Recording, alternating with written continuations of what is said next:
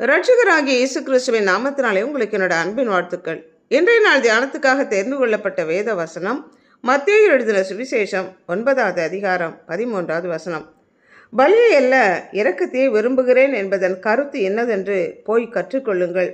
நீதிமான்களை அல்ல பாவிகளையே மனம் திரும்புகிறதற்கு அழைக்க வந்தேன் என்று ஆண்டவராகிய இயேசு கிறிஸ்து சொன்னார்.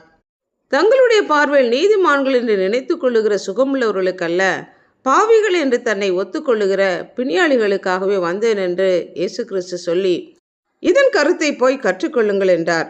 தேவன் விரும்புவது இரக்கம், பலியை அல்ல. நம்முடைய பாவங்களை கர்த்தர் மன்னித்தாரே, நாமும் மற்றவர்கள் நமக்கு விரோதமாக செய்கிற பாவங்களை மன்னிக்க வேண்டும். சங்கீதம் 51 சொல்லப்பட்டபடி பலியை அவர் விரும்புகிறதில்லை. தகன பலியும் அவருக்கு பிரியமானதல்ல. தேவனுக்கு ஏற்கும் பலி நொறுங்குண்ட ஆவி. செய்த தவறுகளுக்காக நாம் மனம் திரும்புவதையே கர்த்தர் நம்மிடத்திலே எதிர்பார்க்கிறார். ஒருமுறை சீடர்கள் கதிர்களை கொய்து சாப்பிட்ட போது பரிசேயர்கள் அவர்கள் ஓய்வு நாளை கடைபிடிக்கவில்லை என்று சொன்னபோது ஆண்டவராகிய இயேசு கிறிஸ்து, தாவீதும் அவனை சார்ந்தவர்களும் ஆசாரியர்கள் மாத்திரமே உண்ணக்கூடிய தேவ சமூகத்து அப்பங்களை சாப்பிட்டார்களே, ஓய்வு நாள் மனிதனுக்காக உண்டாக்கப்பட்டது, மனிதன் ஓய்வு நாளுக்காக உண்டாக்கப்படவில்லை. இதன் கருத்தை அறிந்து கொள்ளுங்கள் என்று கர்த்தர் சொன்னார். ஓசியா தீர்க்க தரிசன புஸ்தகத்தில் பலியை அல்ல இரக்கத்தையும் தகன பலியை காட்டிலும் தேவனை அறிகிற அறிவியும் விரும்புகிறேன் என்று சொல்லப்பட்டிருக்கிறது. வேதத்தில் சொல்லப்பட்ட காரியங்களின் உட்கருத்தை அறிந்து கொள்ளாமல், தேவனுடைய இருதயத்தை அறிந்து கொள்ளாமல், எதற்காக சொல்லப்பட்டுகிறது என்ற புரிந்து கொள்ளாதபடி கண்மூடித்தனமாக செயல்பட்ட பரிசேயர்களை ஆண்டவராகிய இயேசு கிறிஸ்து கடிந்து கொண்டார்.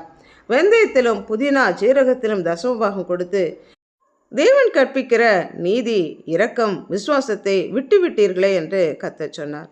பலியை பார்க்கலும் கீழ்ப்படிதலும், ஆட்டுக்கடாக்களின் நினைத்தை பார்க்கலும் செவி கொடுத்தலும் உத்தமம். தினந்தோறும் அவர்கள் செலுத்தின பலியை பார்க்கிலும் நாம் இப்பொழுது செய்கிற ஆராதனை, ஜபங்கள், துதிபலிகளை காட்டிலும் மற்ற மனிதர்களுக்கு இரக்கத்தையும் தேவனுடைய நீதியையும் அவர் மேல் உள்ள விசுவாசத்தையும் தேவனுடைய வார்த்தைகளுக்கு நாம் செவி கொடுத்து அவருக்கு கீழ்ப்படிந்து நடப்பதையும் தேவனை அறிகிற அறிவை பெற்றுக்கொள்வது மாத்திரமே தேவனுக்கு பிரியம்.